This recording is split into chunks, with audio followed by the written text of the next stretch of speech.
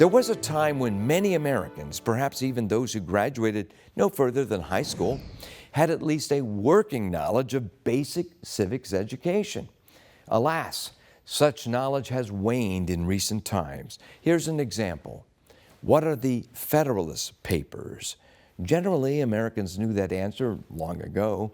These were essays written in the late 1780s by Alexander Hamilton, James Madison, and John Jay, all of which used the code name Publius. They were letters to the editors of the newspapers of New York to get that state to ratify the Constitution. These letters were later collected together and are known collectively as the Federalist Papers.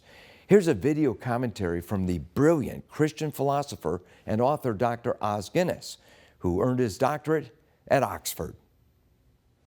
What made America great in the first place were ideas and ideals. In other words, America is a nation by intention and by ideas. So many of the European nations, take the Swiss or the Scots or whatever, you go back to the mists of antiquity.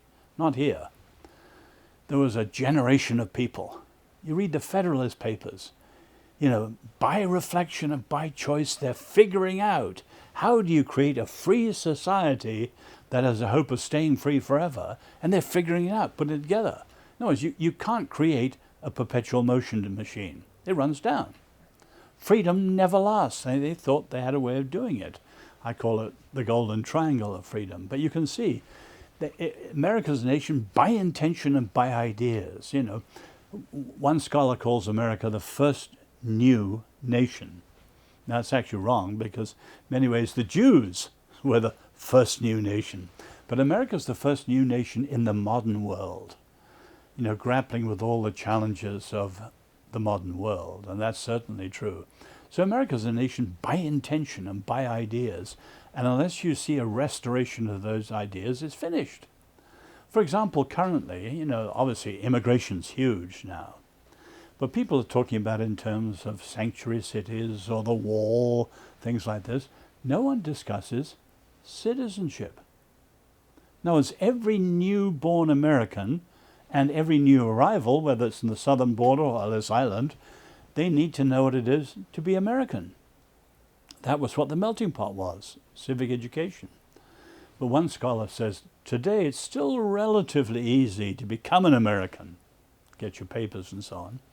But it's increasingly difficult to know what it is to be American. And that's fatal to the country. In other words, the issue with the southern border is citizenship. And if the president and people address that, they could put their political enemies on the run. The founders said that for our republic to last, the people must be virtuous. They must be moral. They also said that we cannot remain free for long if the people are ignorant. That's why America's education crisis, where tens of millions of Americans are ignorant about so many basic things, including things about our history and our civics, is a crisis indeed.